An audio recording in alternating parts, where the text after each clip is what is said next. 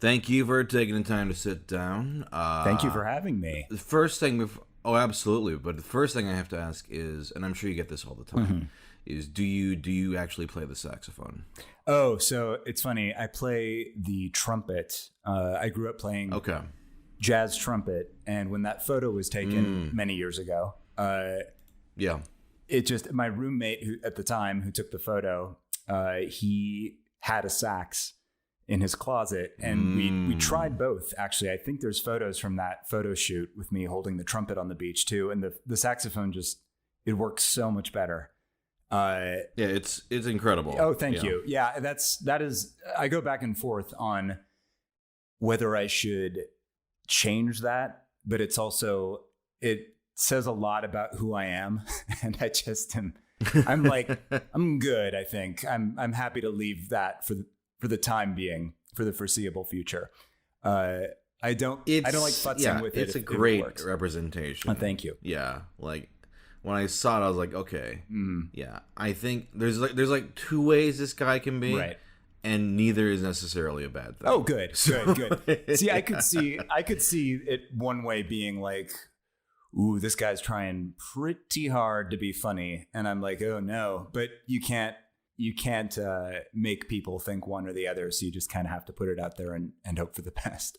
So I'm glad it resonated with you. It's one of those things, and even the name, like White Bathrobe on Twitter, I'm always like, should I change this to like Ben LEPLEY VO? What is the story behind that? The truth is, Ben LEPLEY was taken, and I just love bathrobes. I wear them a lot.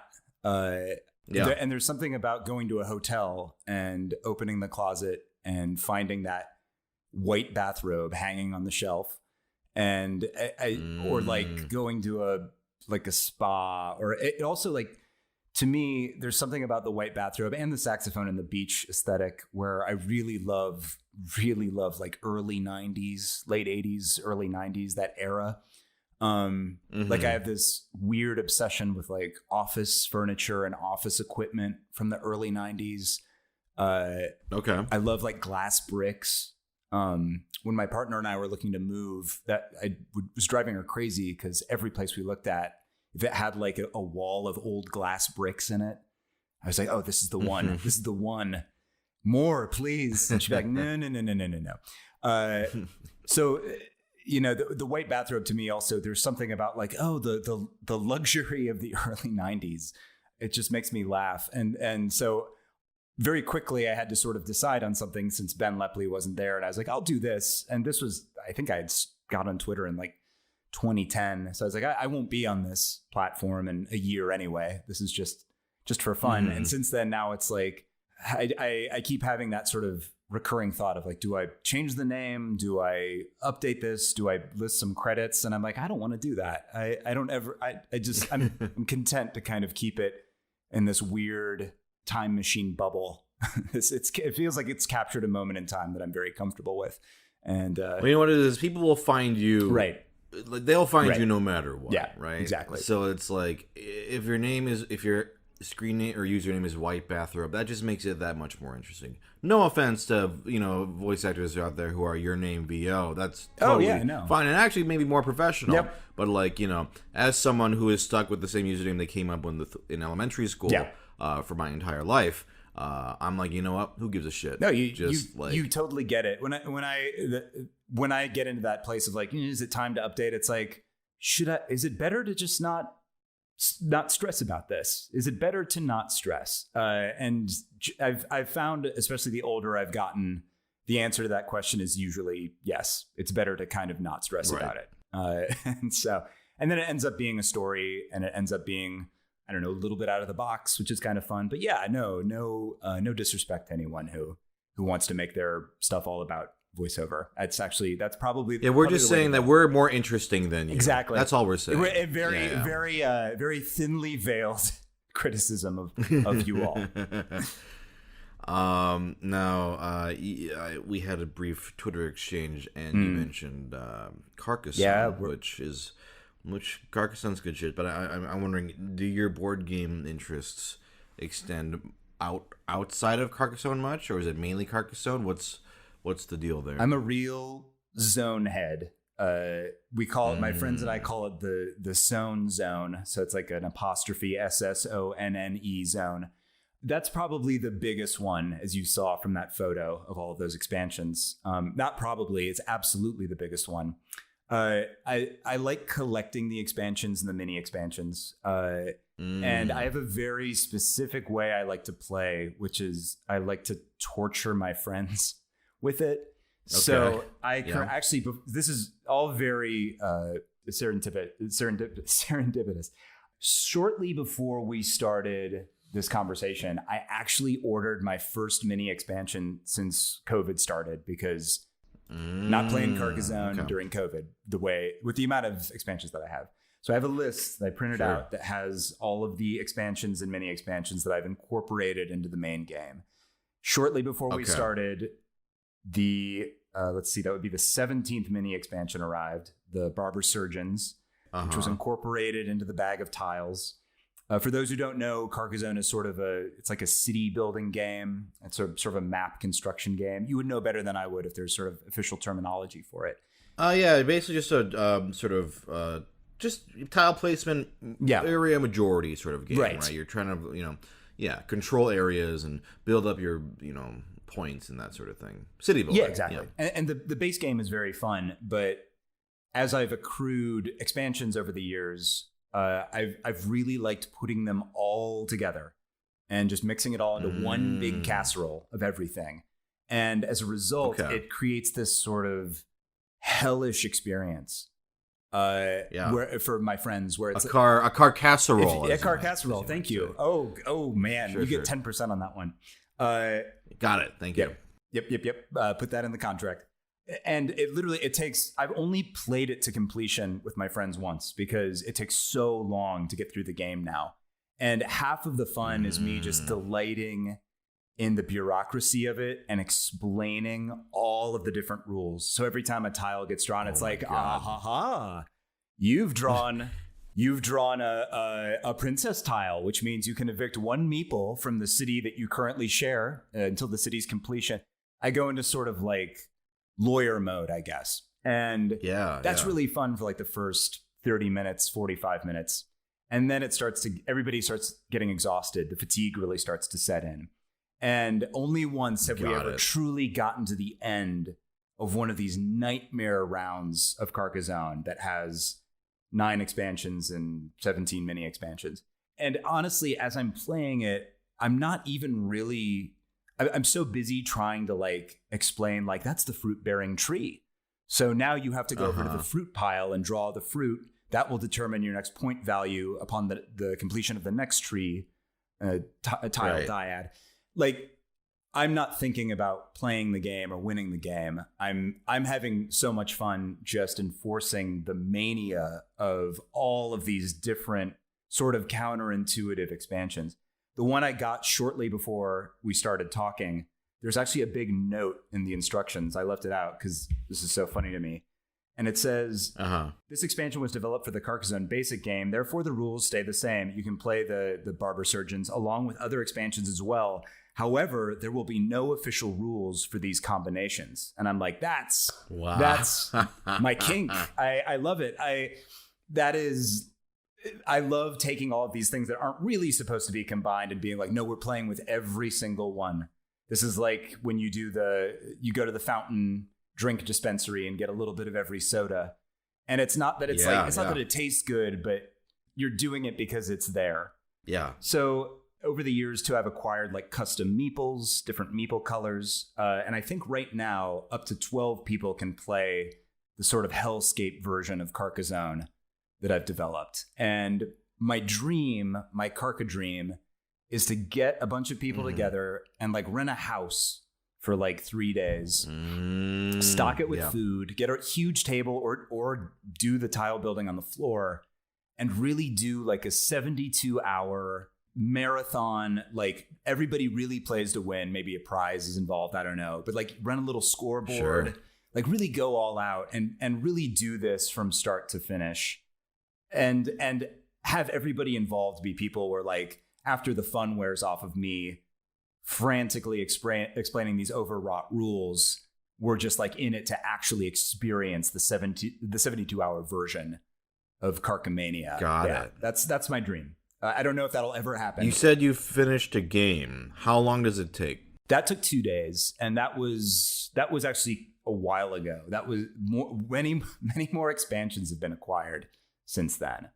2 days? I mean, like, how many hours per day? Oh, I should clarify. Not 2 full days. 2 like 9 to 5 days, I would say. Like, oh shit. Yeah. Okay. Yeah, it was great. So we're talking. So it was 16 hours of Carcassonne. Yeah, and the friend who hosted it he's a real game nut, and he has this enormous table that he built himself for board games, and it was perfect because it's gargantuan, and you have to implement some of your own rules and choices when you're playing a version of Carcassonne this big. One of the questions is the space that you're playing in. Is that space defined? Like, that's the definition of where the tiles can go. So if like you've got a tile nudged up against the edge, you can't build around it. Now, I don't like that because I think Carcassonne's going to go where Carcassonne's going to go. So if you need to put a city, a volcano, a cultist shrine somewhere on the edge, and it's like you're teetering, like I don't want the spatial stuff to get in the way. But it's hard because there's so many tiles. It's hundreds of tiles now. So I don't know if you could really contain it. I don't want to play on the floor because I don't want it to be too uncomfortable. But I don't think there's actually a surface that could really do this properly at this point. So yeah, there's some stuff to figure out. Wow. Now my respect for you has deepened. Oh, thank you. As someone who usually doesn't get a lot of expansions for games, I'm all about getting many games, like trying new games. There are a couple games I'll like go all in, like usually are you given experience with like deck building games? The only deck building thing I've ever fully committed to is Slay the Spire. That's it. Ooh, okay. Which I love, and I played probably more, like far too much of it last year. But no, I deck building stuff always kind of overwhelmed me. And I don't know why Slay the Spire, I was able to kind of get over that hump more than other deck building games. But I get what you're saying. The collection. Which ones have you tried? Oh, Magic a long time ago. I played a Star Trek CCG game, like the Next Generation deck building game for a while. A friend of mine bought a bunch of the old decks from the 90s on eBay, and it's I can enjoy myself with an evening of that, but I can't like commit to building the perfect deck. But I can commit to building a nightmare version Carcassonne, of Carcassonne. Yeah, right. So I don't know. I don't know what that's all about. But no, what? Let me make a clarification. Yeah. One clarification is Magic is a collectible card game. The reason why you like Slay the Spire is that's a deck building game, and that's actually a different genre. So True. Deck building. I don't know how familiar you are with this concept, but the whole sort of you ever heard of Dominion or played Dominion? I know of Dominion. I have not personally played it. Got it. That's kind of like what people consider the first deck builder. But what it is basically the idea is that every player starts with a deck of like 10 basic cards. And then all you're doing is you're buying more cards to add to your deck, and your deck gets stronger and stronger as you go. So it's like, it gives you the appeal of like, say, a Magic the Gathering where you have your fully formed decks. But instead, everyone's starting from the same page. And the fun of it is you're all making your own decks in sort of real time. Not real time, but from scratch. So Slay the Spire is that kind of game in that you start with a basic deck of cards. Right. As you get more powerful cards, that's what forms your strategy. You're all sort of drawing from the same pool. Ultimately, you're not coming in with a not coming in with a pre-established deck that you've acquired cards for over time. I see. Okay. Yeah. There's like a market that you all can buy from, and so like there are cooperative ones. Like one of my favorites is Marvel Legendary. It's a really fantastic cooperative one where you're building up your own hero decks and going through these scenarios. There's Dominion, which is very confrontational, the classic sort of experience. So I would say if you like Slay the Spire, there is a whole genre of games that I think you would actually really enjoy, because I actually don't play Magic. I've played Magic once or twice, and I think it's very good, but for me it's kind of like that overwhelming, it's a prohibitive like barrier to entry, right? Of like, Sure. oh, well, I got to spend all this money on these cards, and I got to figure out the meta, and I don't have time for that. Like people, that's like a lifestyle game. Like people who play Magic, Right. that's all they play. Whereas for me, I'm all about like, okay, I've got 10 new games. Like, Yeah, you're all let's about try these you're all out. about You know, new experiences, which I really respect. I'm all about digging really deep into this bit that I have, where it's like, ooh, it's time to make everybody who plays Carcassonne with me suffer, and the absurdity of it's almost become just a bit that I can't get out of, like in a feedback loop, where it's just like, no, I have to keep topping this. So the next time we do Carcassonne, it's like not really about enjoying the game anymore. It's about like, although I will say the collecting side of it, I still get so excited when I find a new expansion and when the tiles come in, and I sort of, my partner just got me a bigger Carcassonne bag as a gift recently because the tiles were spilling out of the old one. It couldn't contain the tiles anymore.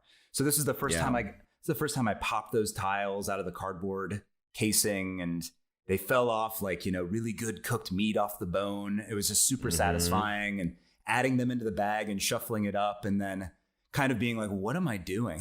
Like, when am I going to play this? But like, and I was looking the other day, there's one that got released over 2020, and the whole conceit is like there are rioters in Carcassonne. So on the roads and in the cities and in the farms, you can lay down a rioter piece, and it basically like empties the area of meeples. And I was reading the description out loud to my partner from the other room, and every time I like got a sentence in, I said, "Oh, how exciting." I kept interrupting myself with the words, "Oh, how," and I wasn't doing it on purpose. And I realized by the end of reading the summary description of the rioters expansion, I was like, I've said, "Oh, how exciting" 3 times. So there is part of me that also still loves this beyond the bit. It's complicated. It's a complicated relationship. But no, I respect that you have as many games as you do, because I feel like you're constantly just trying to expand your scope. You're like, I actually really like that. Game nights are something that I really miss. I've done a few virtual tabletop things with friends. I actually played Twilight Imperium for the first time in Tabletop Simulator over COVID. Okay. But I was in my apartment in the valley in July, and it was like 110 degrees, and the air conditioner was broken. And I was like, I think I would really like this if it was in person. I miss that, like the ritual of just getting together at like a board game store and taking a table over, and everybody bringing their top 3, and even discussing like, oh, like what are we in the mood for? I miss that so much. There was such like a fellowship aspect to that I feel like that I can't get that feeling when I'm doing stuff over Discord, which makes me sad. But the good news is people are starting to get vaccinated, and I think game nights are feasible again, I think, in the near term. Oh, so. they are, as long as everyone's vaccinated. Exactly. Yes, I've been going hard now. Oh, good.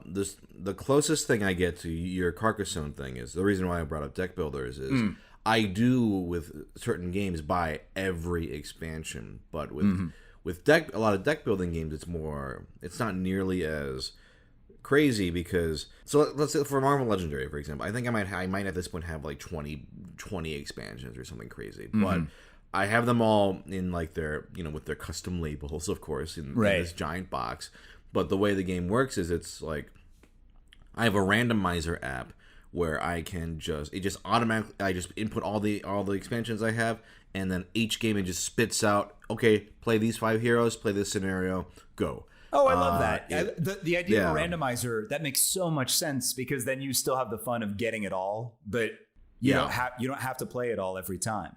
Oh, I love that. That to me is infinite games essentially. Like there's and it makes it so that adding more content still feels very exciting. I'm like, oh, but let's add these heroes in, and then what if this hero plays with this hero? You're always discovering new combinations. Like Aeon Zen is another great deck builder that I do all that with.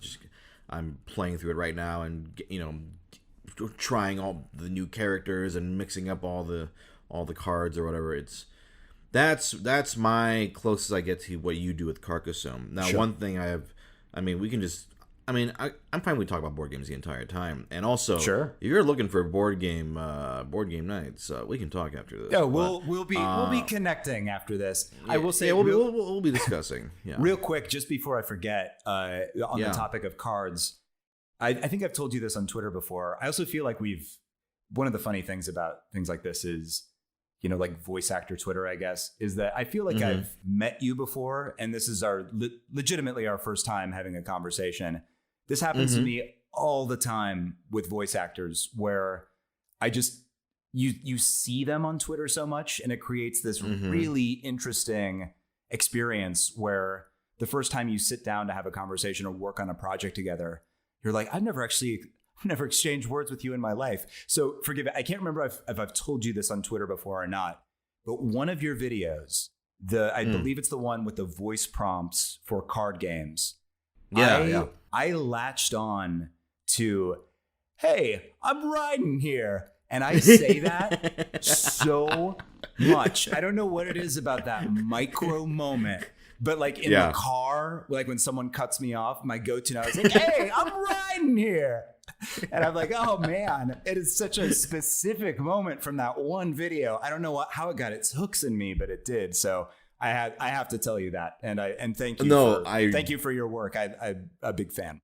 I deeply appreciate that. I have definitely had friends and friends of friends be like, there's one line from your videos that just has become part of my vocabulary. And to me, that is one of the deepest compliments, because that's like what Homestar Runner did to me, right? Sure. Homestar Runner totally. was what was infected. It infected my vocabulary. Yeah. And so to know that, anyone out there has like one silly little phrase that just inserts it. Because I do that all the time with like, fucking Vines and TikToks. You have a funny like video. It just becomes part of your regular vernacular. Yep. There's something about, I think there's something about pacing, like I used to, little moments from like, I'm trying to think of a good example, and I'm probably not going to come up with it right now, but something like a Simpsons episode where it's like, oh, right, the gas. It's like my best friend and I say that all the time. And it's, or like, man alive, this man is alive. It's like the phrasing of it just sort of like earworms its way into your head, and you'll say it in response to things with that person a lot. And then you'll be at work, and you'll be like, oh, right, the gas. And everyone's like, what are you talking about? Hey, I'm riding here. Like, what is that in reference to? It's like, right, I have to remember that not everyone has seen the same YouTube video that I've seen, and I can't expect them all to call that knowledge up in a heartbeat. I do this shit all the time. Yeah. All the time. Like, I have friends who also do it. And you know what? It's like we don't mind if people don't know. Totally. Because it's like, usually you say it with such specific cadence that they know it's from something. They just don't care. Yeah. You're just like, all right. It's usually dropped without any kind of follow-up. Do you have one that like pops in your mind, one that you say like pretty frequently, like it comes up, like just any sort of silly little quote from anything that pops up in your regular just day-to-day like hanging out vocabulary? That's a really good question. I know that there are I did a cartoon with the same friend I mentioned who I do Simpsons with. I do the Simpsons quote with. We made a cartoon together, and there's a lot of moments from that cartoon because we recorded it and animated it ourselves. So we heard those tracks over and over and over while we were animating.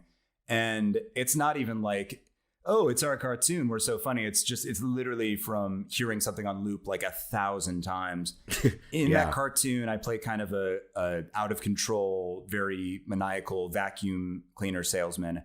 And he's doing his vacuum pitch. And in the background of a scene, he's talking about all the things the vacuum can clean up. And he goes, dirt, dust, and debris. And that is something that when I'm with that friend, when we're driving around, we don't necessarily say the words dirt, dust, and debris, but with that cadence, if there's like if there's 3 words that fit those syllables, like This is not a good example, but it'll have to do for now. It's like turn left here. Like that's here is not 2 syllables, so it doesn't fit. But I think with us, it's less words and it's more tonality and cadence that we end up sort of parroting. Got it. That's the big one. What about you? What's your go-to? There's so many, but just one that came.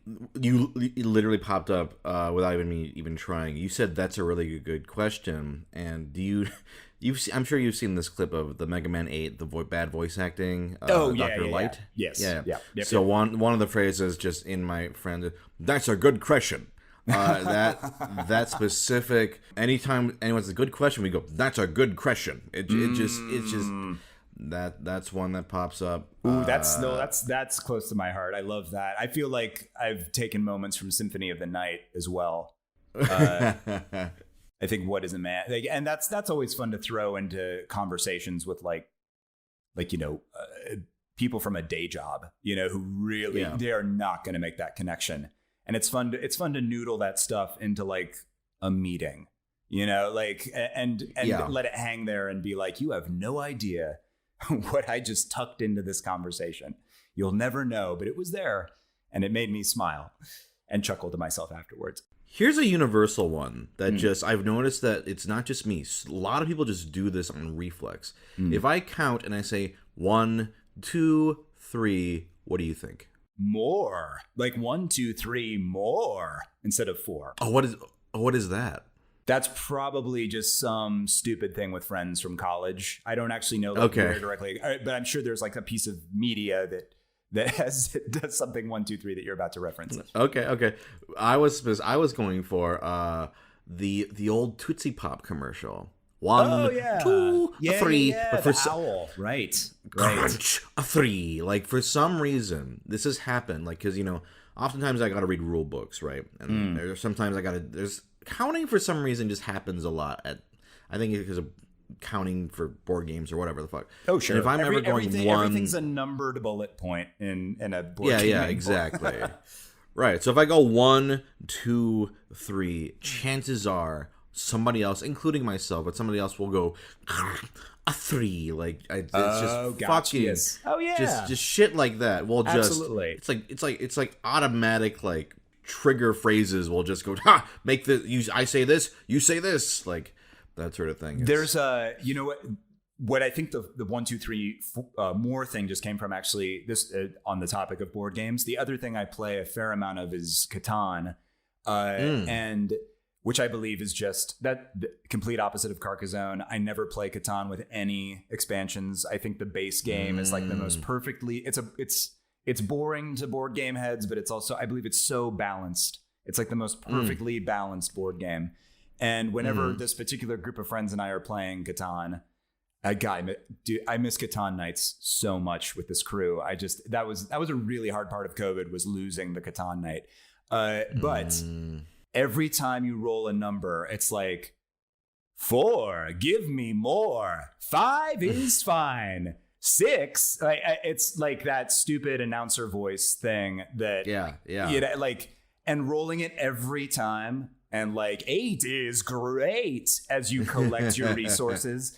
Just little things like that. Those little precious, like grating after a while, but also like you think about it like 2 days later, and you just start laughing and you can't stop. That's the power of game night, honestly, is those moments. The other thing I love to do in Catan, there's this one friend, whenever he gets longest road, I lean over to him, I'm like, oh, so you got fucking longest road. Oh, how I envy you. The longest road won't stay in your possession for long. And it's just like, it turns into this kind of Vincent Price thing, and then he starts giggling. It's almost like I'm tickling him, and then it's just like, and it just goes all night until longest road changes hands.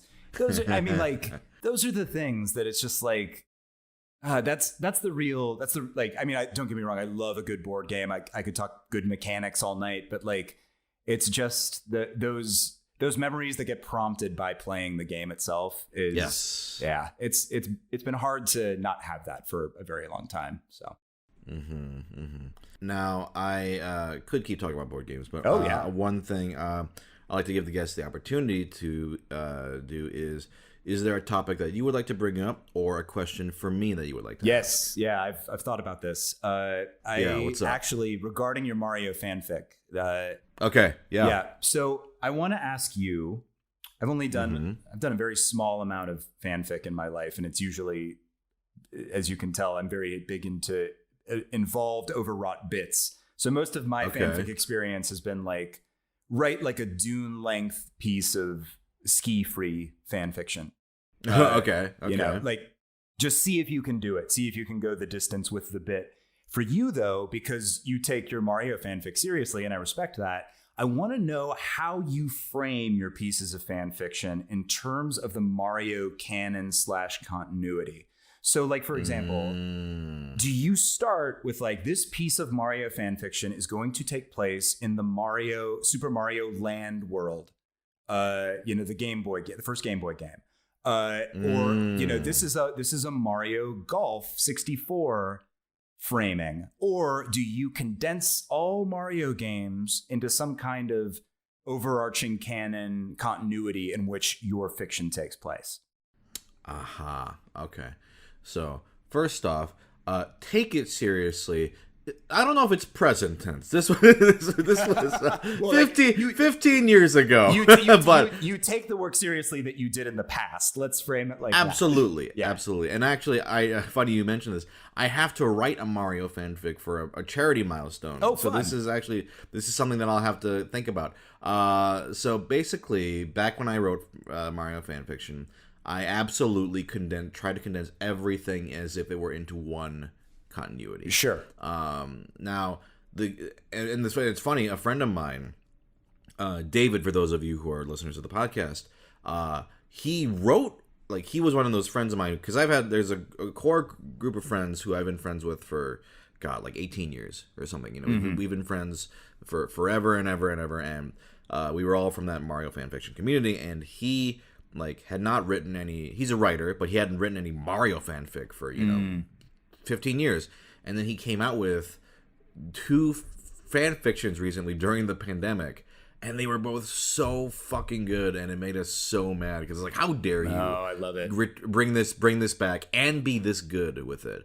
And his approach was basically he loves taking all the elements from even the stupidest games, the games that nobody played. He will go out of his way to play the Mario spin-offs that nobody played just to get the lore. And then he incorporates it elegantly, I will say, into one continuity, which even the games don't do that. The games at this point have implied that, if you don't give a shit about this, I'm going to bore you, but I don't care. For example, I am loving this. Okay. Paper Mario now is officially a different canon from Mario. I don't know if you're familiar with this. Yep. Oh, totally. Because of the game Paper Jam, which implies that they are separate continuities. But in my mind, I go, well, hold on.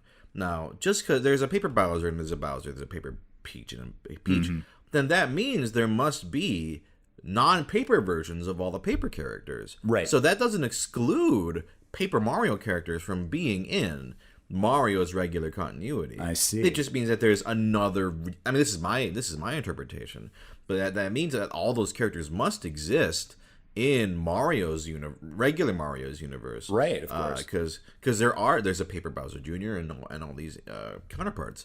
So I don't think there's any games or anything that are completely. I mean, because Nintendo doesn't give a shit about continuity, because that's not what Mario is about. Mario is about just having fun, and it's for kids, and adults too. But it's not like Zelda, which has the Hyrule Historia and we must preserve. They're just I don't know. He's a cat in this one. Who cares? Yeah, but, me and my friends are like, no, we want to know the lore. And see, I like that approach. I like the approach of making it all fit, because, not to bring it back to Carcassonne, but it's like the big Carca casserole, where it's like, we're going to take all of these disparate things and we're going to make it work, and we're going to build this giant thing. I remember I played Mario Tennis on Game Boy Color a lot, and spoiler alert for those who haven't quite finished Mario Tennis for Game Boy Color yet. I know you're close, but if you're not quite there, you don't really see Mario until like the post-credit sequence. It's like a tennis RPG. Then you fly in an airplane over a rainbow, and you go to what I believe they call it Super Mario World in game. And then everybody kind of marches out like a parade, and then you can pick Mario characters to play tennis against. As a kid playing that, I was like, that was my first breakthrough moment of like, how do I fit this Camelot tennis game into the rest? How do I this puzzle piece doesn't fit with the rest of the puzzle pieces, but I want to make it work. And having that mental gymnastic session of like, well, and getting creative with it. And thinking of how this could live alongside the mainline games, the sports games, the paper games, RPG, all of it. I love exercises like that. It's fun. So, that's interesting. That's interesting to me. That's your approach. I love that shit. I mean, if we're going to dive into Mario Tennis, which I actually have not played the Game Boy Color Mario Tennis, but it's quite fun. From what I understand, it's a bunch of human characters, right? Like, and so... It's interesting. Oh God, I'm getting nitty gritty, but it seems like you are the guy who will have tolerance for this. Mario Odyssey introduces New Donk City, right? Which has human-esque characters, but they are different proportions than Mario. Mario is clearly the odd one out. Now, is Mario just a strangely proportioned Donkian? So if there's a phrase for that, there might actually be a phrase for that. I'm sure David knows, but it's like, or is he something else? Because now that we're diving into this, let's just fucking go for it. Yeah, sure. In Super Mario World 2, because the original canon in the original manuals is that they're from Brooklyn, and they came to the Mushroom Kingdom. But in Super Mario World 2, the one with Yoshi's Island. Or where it's Baby Mario. It's actually the stork brings Baby Mario and Baby Luigi in. They're in Mushroom Kingdom. They're in that timeline. So it's like, what does that imply? Is he from our Earth, which I think at this point Nintendo has shied away from, except the Olympics games, which that's a whole. Who knows about that? I've often tried to do the juggle work of, did Galaxy create some kind of a parallel? Are we dealing with parallel universes? I don't love doing, like, there's part of me that wants the challenge of no, fit it all in the same timeline universe. Just figure it out. It's impossible, but that's the fun of it, is that it's impossible. But I suppose there's an argument to be made about timeline splitting, a la branching realities in Avengers Endgame, right? Post the events of Mario Galaxy. That's when I'm having trouble reconciling New Donk versus the Brooklyn backstory. That's usually where I go to. But yeah, I would love to get the Hyrule Historia version of all of this, even if it's just I would kill for that. Completely inaccurate. Even if things have to be invented to fill in the gaps, I just want to see it. I want to see what it looks like. I'm fascinated by the idea of that. Now, the fact that you can even talk to me on this level, you must have some... What is your Mario background? Because I will say the average person has no idea what we're talking about. Yeah. So what is your Mario background? Like, I mean, I don't think you did Mario fanfiction, unless you did. I didn't. Okay. I guess growing up, I didn't have a console. My parents didn't really want me to have one, which was good and bad. When I'd go to friends' houses, it sort of made it more special, right? Yeah. But at home also, like, I do think, not knowing myself as well as I do now, I'm like, yeah, probably good you didn't have access to a console all the time when you were a kid. It made me do a lot of it made me get into a lot of things like music and more like illustration, things like that. Sure. Rough animation. I really hesitate to call myself an animator. I've learned how to do it to the extent that I can create projects when I want to create projects. But like, all of that stems from basically like time that was put into it as a kid, not being spent on a console. However, similar to how I love being this sort of arbiter with Carcassonne rules, as a kid, I was constantly looking for the loophole and the angle with my parents, which was like, well, you said no consoles, But you never said anything about PCs. Now, PCs have Office software, which would be very useful for school. That also turned into a follow-up argument that once the PC precedent was sent of like, the precedent was set of saying, you know, my sister, she's on the swim team and I have to go to these long swim meets, right? And the drive is long to get there. The meets are long. It's hot. Everything smells like chlorine. It's unpleasant. We've already sort of broken the seal by getting a PC that has some games on it. What about a Game Boy? That's not a console. It's more travel oriented. So I will say that my big, not only my Nintendo Mario introduction was Game Boy, but also like my Final Fantasy introduction was Game Boy. A lot of my JRPG stuff, that it all started with Game Boy. Game Boy is a very important gaming unit to me. And it opened a lot of the doors for me that allows me to have the conversations that we're having now. Game Boy will always have a super, super special place in my heart. We talking original Game Boy? Yeah. So did you upgrade after a certain point? Yeah, I did color and then I did advanced. Advance. And advance, I still have my advance to this day. It's an Arctic White. Never did DS, but have a lot of amazing experiences with advance and color. I'm a real Golden Sun head. Yeah, I love Advance Wars. Didn't really play Fire Emblem, oddly. I was more Advance Wars than Fire Emblem growing up with that. Okay. However, back to your Mario question.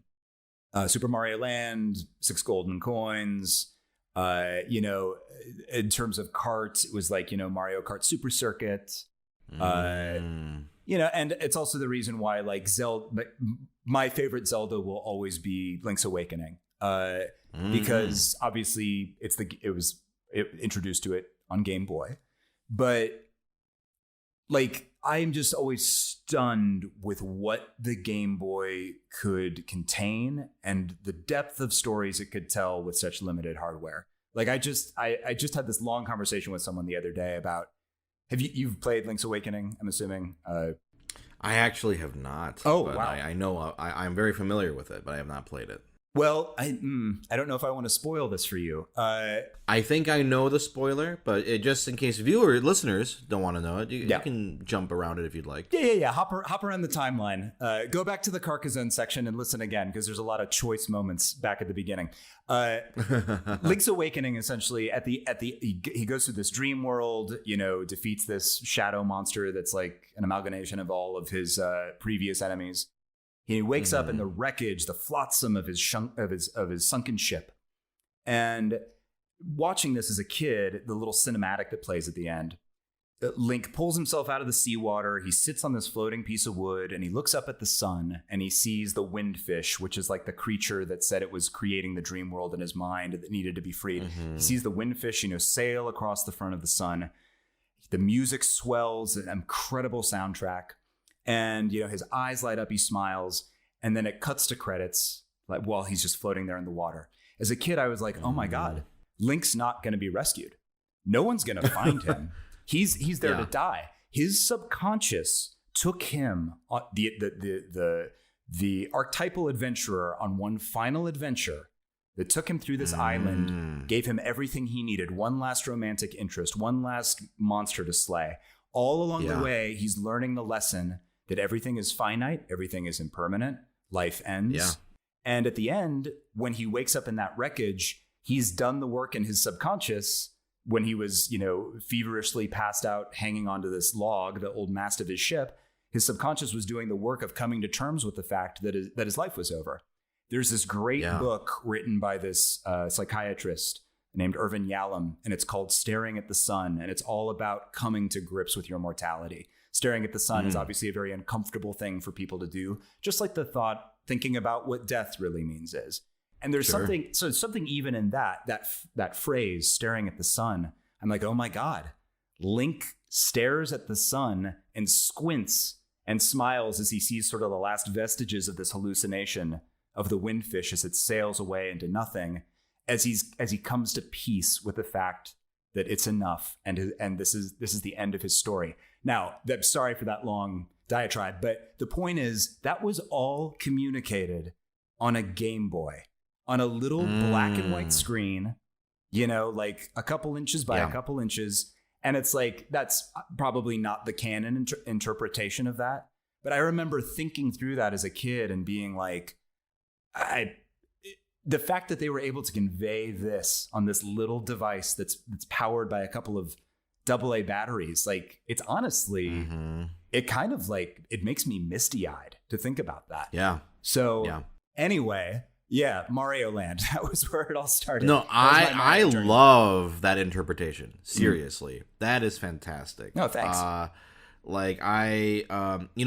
knew the spoiler that it's all a dream at the end, or it's the Windfish's dream. Yeah, and I've never played the game. I know there's one on re-release on Switch, and I'm going to play it. Yeah, but whenever I heard about it, it sounds so tragic to me. But everyone just thinks of that game so fondly, like, oh, it's just so fun. But it's like, is it presented in a, like, do the characters in the dream realize that they are not real? There's this moment where I read somewhere that the game was actually very much influenced by Twin Peaks when it was being developed, and so the whole dream like aspect, there is a little bit of a, like, as much as you can make a Game Boy Lynchian, I think back then there's like a moment where as the instruments all come together to play like the song of the Windfish that wakes the Windfish up, you see all the scenes that Link has visited along the way, and they all fade to white with this big sort of wave crashing noise. And that's actually really hard to watch if you're the kind of person who develops a kinship with characters as you play games, because you're seeing them literally get like evaporated by the waking world. And it's like I'm so moved by that game, and I'm so inspired by that game and the depth of storytelling that it's able to accomplish with such a like limited, like, quote unquote limited medium. But like, it's also, it retains a certain amount of like happy adventurer energy throughout. So I have not played the Switch version either, so I don't know if that differs, but you never lose the sense that you are on, you are Link, and you are bounding around with your sword and shield and solving puzzles and having a great time. It never gets heavy in that sense. But yeah, and that ending, honestly, is also, that ending cinematic is very uplifting. It's just like, I remember interpreting it that way as a kid and thinking like, yeah, that actually it's cool that I was able to reach this interpretation from such a small device. Sure. Yeah. You mentioned, were you going to say something on Mario Land? Oh yeah. So I love the original Mario Land. Probably because I'm a Game Boy boy. But I think the soundtrack is fantastic. I think it has like some of Mario's most memorable music. The first Land. It's a really short game, but it's so fun. It's such a fun exercise to me to kind of see how something like Super Mario Brothers would be converted to a black and white medium with such a limited screen range. I also love 6 Golden Coins. I love the introduction of Wario and sort of the dark mirror Mario, especially like, Wario is such a fun character now, but like original Wario was kind of frightening.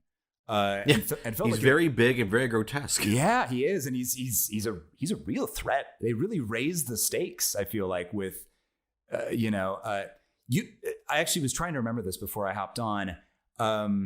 What's the name of the big bad from the first Land, the one in the UFO? Tatanga, thank you. Like, if anything is kind of missing from Land 1, it's like a great antagonist, and I feel like Wario kind of steps in and you're like, oh, I didn't expect the second Mario Game Boy iteration to have like such an interesting bad guy. And I was expecting it to be just like, we'll drop Bowser in there for the second one, because the second one more closely mimics, the Super Nintendo generation Mario games.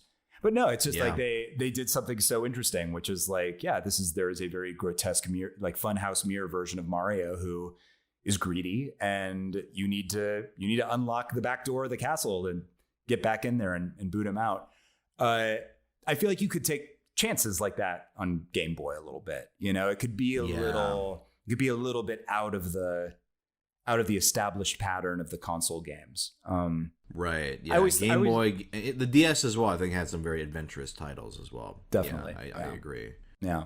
Sorry, go ahead. Oh no, I'm sorry. I always compared it to like playing a ukulele instead of playing a guitar. You know, it's like less strings and less buttons, but also like the kind of music you can make is obviously much different than a guitar, but it's also like it's beautiful in its own respect. Right. And they also play together very nicely. So, you know, a console and a Game Boy game can live alongside.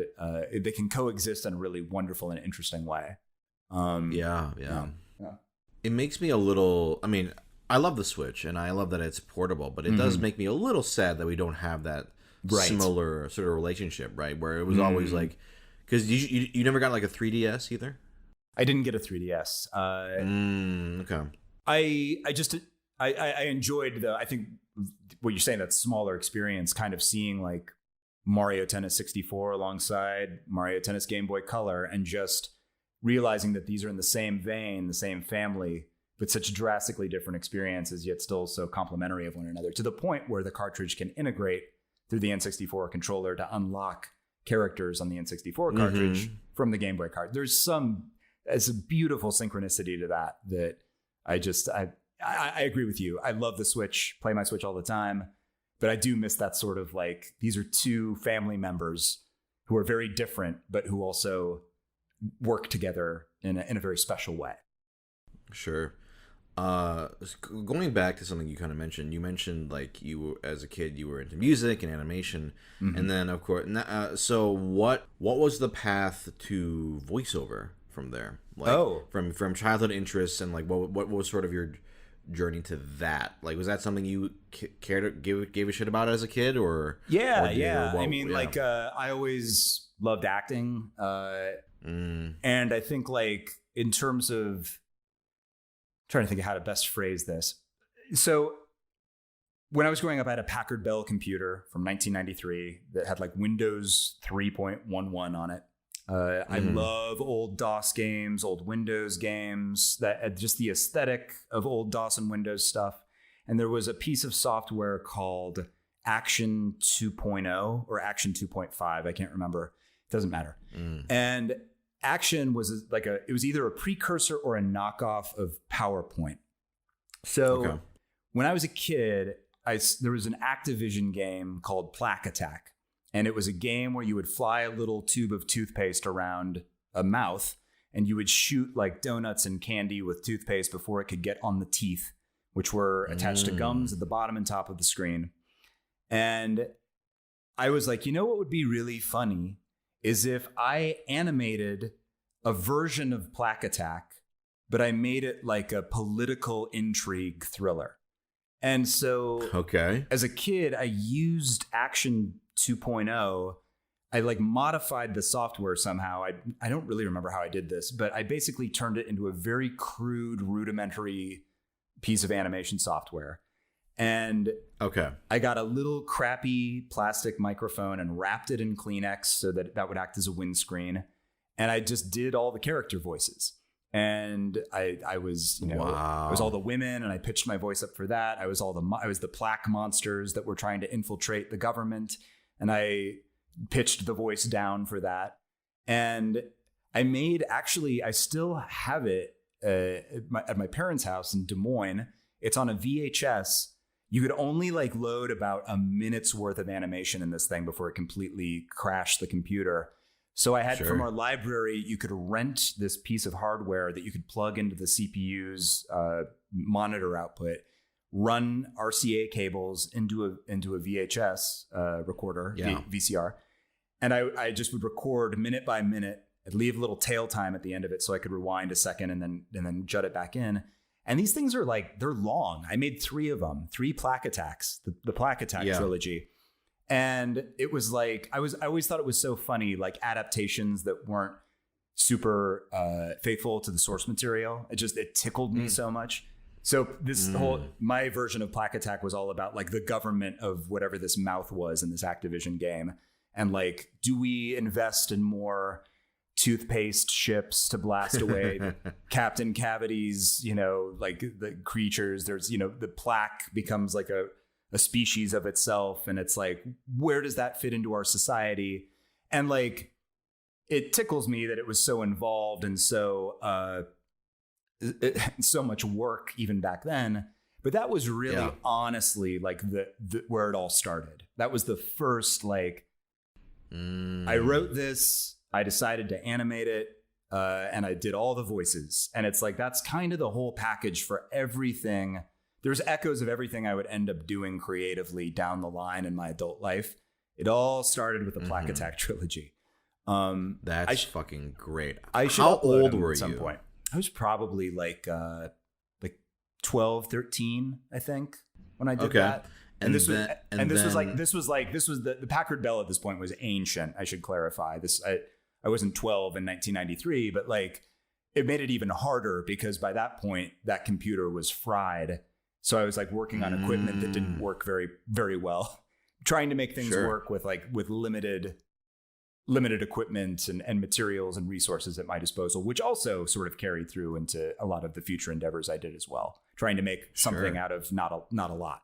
And how long were the Plaque Attacks, like each film? I need to go back and watch. I want to say the second one was like, I could be completely off base. I want to say the second one was 10 minutes. The second one was where I really put a lot of my effort. The first one was a little more straightforward, more of a traditional adaptation of Plaque Attack, in that there's a big flight sequence where the toothpaste tube is shooting at things. The second one, I was like, no, we're going all into the politics. And oh, shit. Then the third one, I honestly don't know if I technically finished the third one, but that one was a time skip. We jumped 20 years into the future, and the pilot of the toothpaste ship, who is the main character, I think I called him Guy, maybe. It was 20 years in the future, and he had become despondent and alcoholic because his piloting days were behind him, and he didn't know what to do. Like, he didn't know who he was if he wasn't a pilot.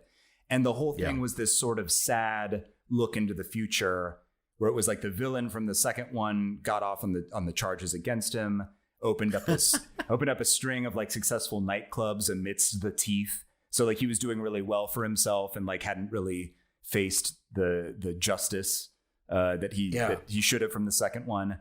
There was like one of the plaque monsters like survived but like lived in the mouth sewer system. Like I look back on that stuff and I'm like, oh yeah, this smacks of all the things, all the cartoons I would make down the line, all the things I would pitch down the line, themes of like loneliness and despondency. And, it's all there, man. It's all there at 12 in a nice little VHS package. So I think the problem with Plaque Attack 3 was it was really long. Like it got to a point where the hardware couldn't handle it anymore. But I want to say that was certainly the longest and probably clocked in at 15 minutes before it like broke the computer, probably. That was a very long answer to your question. I'm sorry. No, I love this. You absolutely need to upload these. I should make that a project this year. I should go get those. Even just for your own sake, because to lose that would be a tragedy. This is a fun little thing. As I'm talking through this to you, I'm remembering some things. Plaque Attack 2 also, I made a bumper to put on the front of it that had like the soundtrack for Plaque Attack, and it's like available at Sam Goody. Remember like on movies, on VHS tapes, they'd always have like pick up the soundtrack at Virgin Records, available now. And the soundtrack was all MIDI files that I stole off of a site for like Final Fantasy Adventure and I don't know what else, old Sierra adventure games, things like that. Yeah, it was, man, it's fun. As you get older and you're just constantly running out of time and there's just not enough hours in the day to do all the things you want to do, it is fun to think back about that stuff when you had nothing but time and nothing but energy, and nothing was stopping you from putting things like this together. Oh man, I wish you had written Mario fan. I wish you were in that community because I would have loved to see what you would have written. It wasn't fan fiction. It wasn't fan fiction, but I did do a Mega Man screenplay that took place in Jamestown around 1776. I was like, could I take the Mega Man canon and could I put it in the Revolutionary War era and make it work? And now I'm not claiming this is good. I'm sure it's a hot dumpster mess, but like, I agree with you. I kind of wish I would have found the fan fiction community back then too, because if I was willing to make that screenplay at like 13, 14, I'm sure the fan fiction stuff would have been really interesting and fun. It would have. You can't just not explain a little bit more about this Mega Man thing. Oh, just, okay. Even with the TLDR, just how did you? What were some of the ways you incorporated it into that time? I remember it was very steampunk, and Mega Man's a lawyer, and like I think it's like it's like set in like 1760 or something. And you know, there's tensions are brewing with the British, and I think Dr. Wily comes over from England, and he's trying. There's something to I always put court cases in these things. I don't know why or where that comes from, but there's something like Mega Man. I think his name is something Man when he's a human. Then he's injured by Dr. Wily and his sort of steampunk 1760s era. It's like, you know, there's like Leaf Man shows up because he's made out of wood, which like seems doable back then. Whichever Robot Masters really translated to steampunk, I think were the ones I picked. And then Dr. Light ends up sort of finding Mega Man when he's wounded in the streets. And like he wakes up and he has like, you know, like brass gears and cogs in his chest. And he's got a little like pipe coming out of his shoulder that's letting steam out. And he's like, well, I'm not, I wish I could remember his name. It was probably like something like, you know, James Man. He's like, I'm not James Man anymore. I'm something greater, something mega. It was so bad. It was just oh my god. And then the redcoats are there at some point, and there's like a battle. Like everybody's got like, you know, gunpowder and muskets, and like that's happening while he's battling these steampunk robot masters in the background. And I want to say there was something from history, a la kind of like the X-Men prequel movies they did, where like all of their big action scenes always happened around some real, you know, like Bay of Pigs or, you know, the JFK assassination. Yeah. I think I tried to incorporate something from history into like the big final battle between Wily and Mega Man. So you finished it? I did, and I don't know where that is. I don't know what computer that's on. Yeah, that's I know I can get the Plaque Attacks. I don't know if I can get the Mega Man screenplay. I don't know if I can salvage that. That is incredible. Yeah, I feel like you and I would have gotten along very well at that age.